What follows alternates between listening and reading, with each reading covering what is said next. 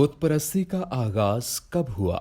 बिस्मिल्लाहिर्रहमानिर्रहीम। अस्सलामुअलैकुम समा वॉइस यूट्यूब चैनल की मुअज़्ज़ज़ ख़वातीन व हज़रात। बुत परस्ती का मतलब ये है कि किसी भी ज़ाहिरी शक्ल सूरत को इलाह का दर्जा देना, उसे अपना खुदा मानना, उसे अपना मुश्किल कुशा मानना। बुत परस्ती में आम तौर पर पत्थर, लकड़ी या धात के हाथों की बनाई हुई शबीह को पूजा जाता है। सही बुखारी शरीफ में है कि कौम नूह के बुतों को कुफ़ार अरब ने ले लिया। दौमतुल जंदल में कबीला कलब वद को पूजते थे। बजील कबीला सवा का परस्तार था और कबीला मुराद फिर कबीला बनु गतीफ जो सर्फ के रहने वाले थे। ये शहर सबा बस्ती के पास है। यगूस की पूजा करता था। हमलान कबीला याकूब का पुजारी था। आले जी कला का कबीला हुमैर नसर बुत का मानने वाला था। ये सब बुत दरअसल कौम नूह के साले बुजुर्ग औलियाए अल्लाह लोग थे।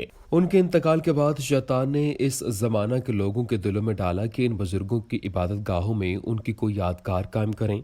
चुनांचे उन्होंने वहां निशान बना दिए और हर बुजुर्ग के नाम पर उन्हें मशहूर किया। जब तक ये लोग जिंदा रहे तब तक तो उस जगह की परस्तिश ना हुई, लेकिन इन निशानात और यादगार कायम करने वाले लोगों को मर जाने के बाद और इल्म के उठ जाने के बाद जो लोग आए, जहालत की वजह से उन्होंने बाकायदा इन जगहों की और उन नामों की पूजा पाठ शुरू कर दी। हज़रत अकरमा, हज़रत ज़ुहाक, हज़रत केतादा, हज़रत इब्ने इसहाक भी यही फरमाते हैं। हज़रत मोहम्मद बनी कैस फरमाते हैं, ये बुजुर्ग आबिद अल्लाह वाले औलियाए अल्लाह हज़रत आदम और हज़रत नूह के सच्चे ताबे फरमा साले लोग थे, जिनकी पैरवी और लोग भी करते थे। जब ये लोग फोत हो गए तो इनके मुक्तदियों ने कहा कि अगर हम इनकी तस्वीरें बना लें तो हमें इबादत में खूब दिलचस्पी रहेगी और इन बुजुर्गों की सूरतें देखकर शौक इबादत बढ़ता रहेगा। चुनांचे ऐसा ही किया। जब ये लोग भी मर खप गए और उनकी नस्लें आईं तो शैतान ने उन्हें ये घुट्टी पिलाई कि तुम्हारे बड़े इनकी पूजा पाठ करते थे और उन्हीं से बारिश वगैरह मांगते थे। चुनांचे उन्होंने अब बाकायदा इन बुजुर्गों की तस्वीरों की परस्ती शुरू कर दी। नाज़रीन, हाफिज इब्ने असाकिर रहमतुल्लाह अलैह हज़रत शीस अलैहिस्सलाम के किस्से में बयान करते हैं कि हज़रत अब्दुल्लाह इब्ने अब्बास ने फरमाया कि हज़रत आदम अलैहिस्सलाम के 40 बच्चे थे, 20 लड़के और 20 लड़कियां। इनमें से जिनकी बड़ी उम्रें हुई उनमें हाबील, काबील, साले और अब्दुर्रहमान थे, जिनका पहला नाम अब्दुल हारिस था, और वद था जिन्हें शीस और हब्तुल्ला भी कहा जाता था। नाज़रीन गिरामी, तमाम भाइयों ने सरदारी उन्हीं को दे रखी थी। उनकी औलाद ये चारों थे, यानी सवा, यगूस, याऊक और नसर।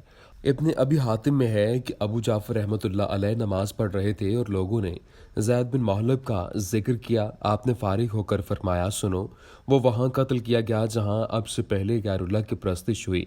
वाक़या ये हुआ कि एक दीनदार वली अल्लाह मुसलमान जिसे लोग बहुत चाहते थे और बड़े मोतकद थे, वो मर गया। ये लोग मुजावर बनकर उसकी कब्र पर बैठ गए और रोना पीटना और उसे याद करना शुरू कर दिया और बड़े बेचैन और मुसीबत ज़दा हो गए। इब्लीस लाइन ने यह देखकर इंसानी सूरत में उनके पास आकर उनसे कहा कि इस बुजुर्ग की यादगार क्यों कायम नहीं कर लेते जो हर वक्त तुम्हारे सामने रहे और तुम उसे ना भूलो। सब ने इस राय को पसंद किया। इब्लीस ने इस बुजुर्ग की तस्वीर बनाकर उनके पास खड़ी कर दी, जिसे देख देख कर ये लोग उसे याद करते थे और उसकी इबादत के तज़किरे करते रहते थे। जब वो सब इसमें मशगूल हो गए तो इब्लीस ने कहा कि तुम सबको यहाँ आना पड़ता है, इसलिए यह बेहतर होगा कि मैं इसकी बहुत सी तस्वीरें बना दूँ। तुम इन्हें अपने अपने घरों में ही रख लो। वो इस पर भी राजी हुए और ये भी हो गया। अब तक सिर्फ ये तस्वीरें और ये बुत बतौर यादगार के ही थे, मगर इनकी दूसरी पुश्त में जाकर बराह रास्त इन्हीं की इबादत होने लगी। असल वाक़या सब फरामोश कर गए और अपने बाप दादा को भी इनकी इबादत करने वाला समझकर खुद ही बुत परस्ती में मशगूल हो गए। इनका नाम वद था और यही पहला वो बुत है जिसकी पूजा अल्लाह के सिवा की गई। नाज़रीन, इमाम बगवी नकल करते हैं कि ये पांचवें दरअसल अल्लाह के नेक और साले बंदे थे जो आदम अलैहिस्सलाम और नूह के दरमियानी ज़माने में गुजरे थे। इनके बहुत से लोग मोतकद और मुताब्बे थे और इन लोगों ने इनकी वफ़ात के बाद भी एक अरसा दराज तक उन्हीं के नक्श कदम पर इबादत और अल्लाह के अहकाम की अतात जारी रखी। कुछ अरसा के बाद शैतान ने इनको समझाया कि तुम अपने जिन बुजुर्गों के ताबे इबादत करते हो, अगर उनकी तस्वीरें बनाकर सामने रखा करो तो तुम्हारी इबादत बड़ी हो जाएगी اور خشوع و خضوع بھی حاصل ہوگا۔ یہ لوگ اس فریب میں آ کے ان کے مجسمے بنا کر عبادت گاہ میں رکھنے اور ان کو دیکھ کر بزرگوں کی یاد تازہ ہو جانے سے ایک خاص کیفیت محسوس کرنے لگے، یہاں تک کہ اسی حال میں یہ لوگ سب یکے بعد دیگرے مر گئے اور بالکل نئی نسل نے ان کی جگہ لے لی۔ تو شیطان نے ان کو یہ بھی پڑھایا کہ تمہارے بزرگوں کے خدا اور معبود بھی بت تھے، وہ انہی کی عبادت کیا کرتے تھے۔ یہاں سے بت پرستی شروع ہو گئی۔ ناظرین، سرزمین عرب کے رہنے والے عمر بن لہی نے ملک شام کے سفر کے دوران لوگوں کو بتوں کی پوجا کرتے پایا۔ چونکہ یہ انبیاء کرام کی سرزمین تھی، لہٰذا عمر نے یہ عمل برحق جانا، لہٰذا وہ اپنے ساتھ حبل بت لے آیا اور اسے خانہ کعبہ کے اندر نصب کر دیا۔ چونکہ عمر بن لہی کو دینی پیشوا مانا جاتا تھا، لہٰذا اہل مکہ اور پھر بقیہ عرب باشندگان نے بت پرستی اختیار کر لی، اور اسی طرح حبل انسان کی شکل میں بت تھا، اس کو اہل مکہ سب سے بڑا اور اہم بت سمجھنے لگے۔ حبل کا دایاں ہاتھ ٹوٹا ہوا تھا، قریش مکہ نے وہ سونے کا بنوا کر لگا دیا۔ حبل کے علاوہ عرب کے قدیم بتوں میں سے منات ہے، یہ مشلل میں رکھا گیا تھا، اور پھر طائف میں لات، اور اس کے بعد وادی نخلا میں عزا نامی بت وجود میں آیا۔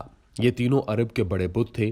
اس کے بعد حجاز کے ہر طرف خر خطے میں بت اور بت پرستی نے قدم جما لیے۔ ناظرین، اہل مکہ حضرت ابراہیم علیہ السلام کے وقت سے ہمیشہ حج کے دوران صفا و مروہ کا بھی طواف کرتے۔ کفر کے زمانہ میں ان دو پہاڑیوں پر کفار نے دو بت رکھے تھے اور سمجھتے تھے کہ یہ طواف ان دو بتوں کی تعظیم کے لیے ہے۔ صفا و مروہ کے درمیان سعی کرتے وقت وہ لوگ ان بتوں پر تعظیماً ہاتھ پھیرتے تھے۔ انصار اسلام سے پہلے منات کے لیے احرام باندھتے اور مشعل کے قریب اس کی عبادت کرتے۔ سو جو شخص احرام باندھتا وہ صفا و مروہ کے طواف کو حرام جانتا۔ زمانہ جاہلیت میں صفا و مروہ پر جو دو بت رکھے گئے تھے، ان میں صفا پر جو بت تھا اس کا نام اصاف، اور جو مروہ پر تھا اس کا نام نائلہ تھا۔ یہ لوگ بتوں کا حج و طواف کرتے اور انہیں سجدہ کرتے۔ بتوں سے حاجات اور مشکلات کے حل کے لیے فریادیں کی جاتیں اور انہیں خدا کے ہاں سفارشی تصور کیا جاتا تھا۔ بتوں کے لیے نذرانے اور قربانیاں پیش کی جاتی تھیں۔ کھانے کی چیزیں، کھیتی اور چوپائے پیداوار کا ایک حصہ بتوں کے لیے مخصوص کر دیا جاتا تھا۔ ان پر چڑھاوے چڑھائے جاتے تھے۔ ناظرین، زمانہ کفر میں مسجد الحرام میں بیت اللہ کے گرد 360 بت رکھے گئے تھے، جن کو فتح مکہ کے موقع پر پاش پاش کر دیا گیا تھا۔ صحیح بخاری میں حضرت عبداللہ ابن مسعود رضی اللہ تعالیٰ عنہ کا بیان ہے کہ فتح مکہ کے دن حضور نبی کریم صلی اللہ علیہ وآلہ وسلم کعبے کے بتوں پر ہاتھ میں پکڑی ہوئی چھڑی سے ضرب لگا رہے تھے اور فرما رہے تھے، اور اعلان کر دو کہ حق آ گیا اور باطل مٹ گیا، باطل تو مٹنے ہی والا ہے۔ دعا ہے اللہ پاک ہمیں ہمیشہ حق کے ساتھ کھڑا ہونے کی توفیق عطا فرمائے، آمین یا رب العالمین۔ السلام علیکم ورحمۃ اللہ وبرکاتہ۔